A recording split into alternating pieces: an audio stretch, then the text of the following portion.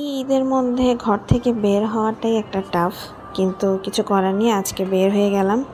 বের হয়ে বন্ধুকে বললাম একটু ঘুরবো, আর লাঞ্চটা আজকে আমরা বাইরে করব। তো বলতেছে ঈদের মধ্যে অনেক রেস্টুরেন্ট বন্ধ থাকবে। আমি বললাম দেখা যাক, চলো আগে বের হই। তো বের হতে হতে হুট করে কোথা থেকে বৃষ্টি নেমে পড়লো বাবা, বোঝা মুশকিল। এই বৃষ্টির মধ্যে থামছি, অপেক্ষা করছি, আবার জোরে বৃষ্টি নামার কারণে এক জায়গায় দাঁড়িয়ে রইলাম। কৃষ্ণচূড়া এখানে তো ভিজতেছে, কিন্তু কিছু করার নেই। পরে এই বৃষ্টি উপেক্ষা করে ভিজতে ভিজতে চলে গেলাম। এই যে দেখেন আমার অবস্থা, ঘেমে টেমে শেষ। আর বৃষ্টির পরে এমন একটা গরম, মানে কি বলবো। কথা বলতে বলতে চলে আসলাম আমরা ধানমন্ডি।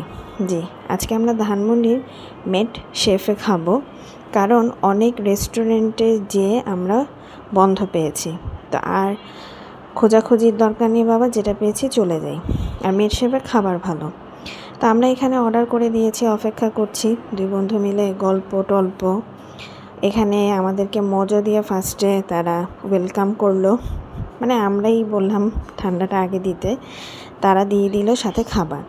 খাবার তুলনামূলক খুব ভালো ছিল, টেস্টও খুব অসাধারণ ছিল। চাইলে আপনারাও এখানে যেতে পারেন।